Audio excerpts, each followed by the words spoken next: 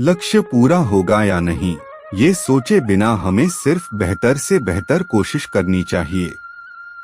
महाभारत का प्रसंग जो बताता है कर्मों का फल इंसान के हाथ में नहीं है। किसी भी काम की शुरुआत में ये नहीं सोचना चाहिए कि सफलता मिलेगी या नहीं, लक्ष्य पूरा होगा या नहीं, क्योंकि कर्मों की सफलता या असफलता इंसान के हाथ में नहीं है। महाभारत में श्री कृष्ण ने अर्जुन को यही उपदेश दिया था कि तुम सिर्फ कर्म करो, फल की इच्छा मत करो।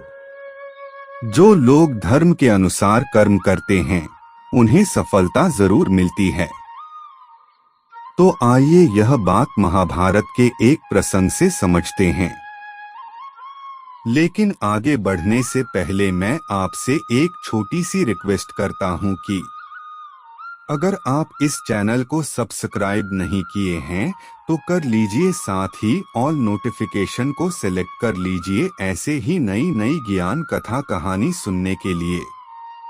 तो चलिए अब हम जानते हैं विस्तार से। श्री कृष्ण ने अर्जुन को समझाया, तुम सिर्फ बेहतर कोशिश करो।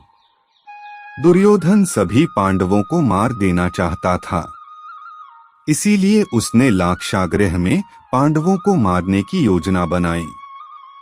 लाक्षागृह के षड्यंत्र से किसी तरह सभी पांडव बच गए और वेश बदलकर वन में रहने लगे।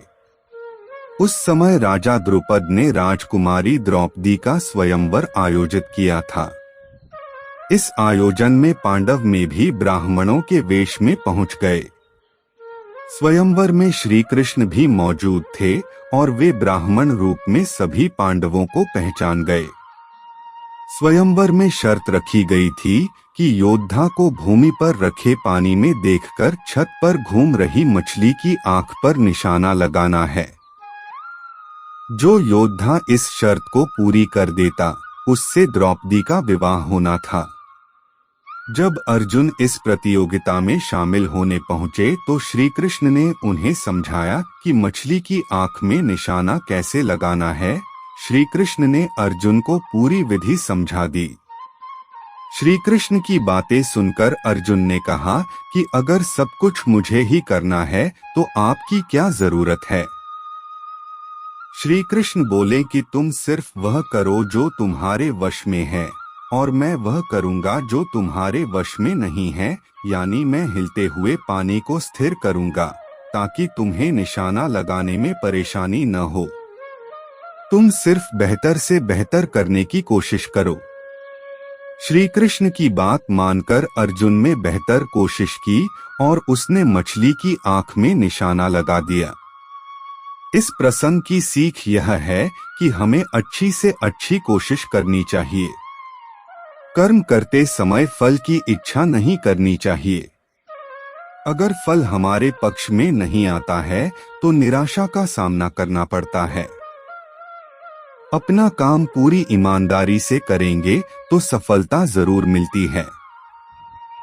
तो मित्रों, ज्ञान कथा कहानी कैसी लगी मुझे कमेंट में जरूर बताएं और अपने दोस्तों के साथ शेयर करना ना भूलें। तो मित्रों, मैं मिलता हूँ एक और नई ज्ञान कथा कहानी के साथ। जब तक के लिए नमस्कार, धन्यवाद।